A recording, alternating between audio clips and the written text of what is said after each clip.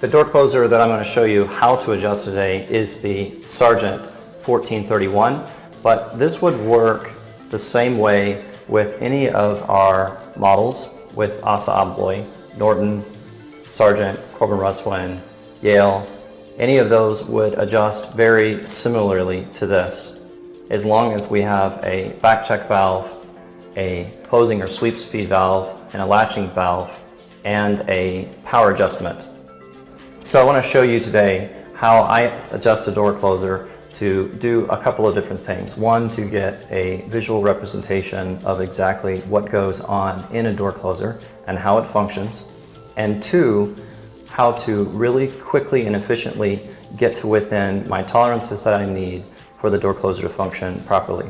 On our back check side, our back check valve is here, noted by a B on our closer body. That prevents the door from slamming into a wall or a window, prevents wind from catching the closer and pulling on the arm unnecessarily. We're going to adjust that. The next, we're going to adjust our closing speed valve or our sweep speed valve, and also our latching speed valve.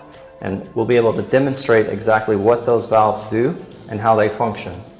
The first thing we want to do is close all of our valves in our closer body, rotating them clockwise, so to the right, with our 1/8" Allen wrench.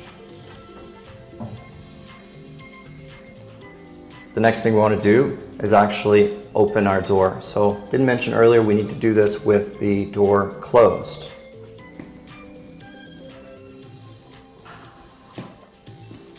So with the door open now, you notice that I'm putting pressure on the door, but the door's not opening. That's because I'm restricting oil from passing through the back check valve. When oil is restricted, the door doesn't open. I need to take my 1/8" Allen wrench and actually back that valve out. So a minute ago we turned it clockwise.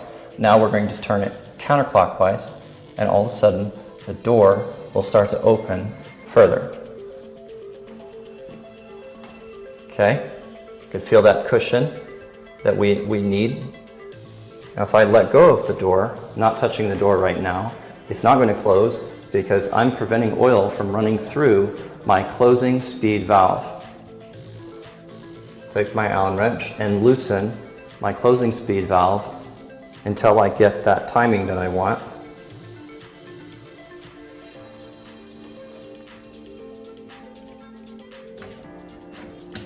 Now notice that the door closed to a certain point. Well, this last few degrees of our closing is our latch position. The door will not close as long as our latch valve is screwed in. So we need to back our latch valve out to allow our door to finish closing.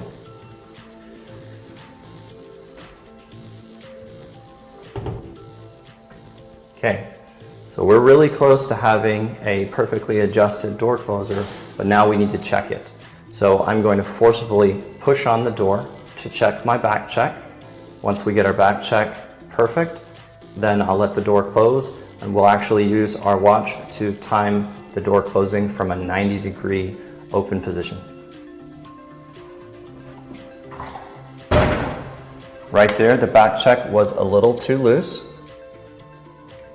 So we'll give our back check half a turn and try that again. Right there, that's about what we want for our back check. The door did not stop abruptly, but came to a stop with kind of a cushion. That's what we want. Next, I'll open the door to the 90-degree point and actually time with my watch. 2, 3, 4, 5, 6, 7. It's a little fast, so we'll slow down our sweep or our closing speed. Give that just about a quarter turn. We'll see what that gives us.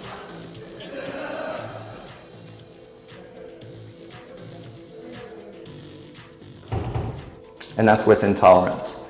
So very easily, very quickly, I was able to get this closer into a proper closing speed. We have a very nice cushioned back check, so we don't damage a window, a wall, a picture, or something like that on the other side. And I did not have to open and close the door 100 times to get it to that tolerance. Now that we've got our door closing properly, we don't have our door slamming into the stop. We have a 7-second close from 90 degrees. We have a cushioned back check. The very last thing that we're going to adjust is our power adjustment, and only if it is necessary to consistently latch our locking hardware. If we have a cylindrical lock or a mortise lock or an exit device, we want to make sure that that lock, that hardware, latches properly into the frame every time that the door is opened and closed. To do that, on the back of our 1431 door closer is a power adjustment. But again, we only need to adjust this power if the door is not latching properly.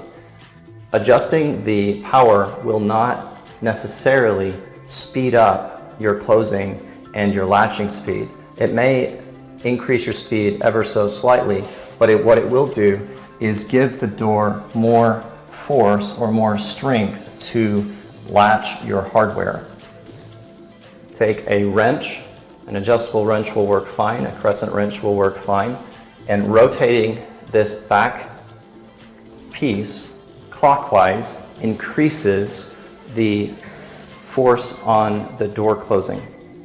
Now, door closers are sized from a 1 to a 6, or they are sold adjustable like this one. If they're sold adjustable, then we can increase or decrease the power.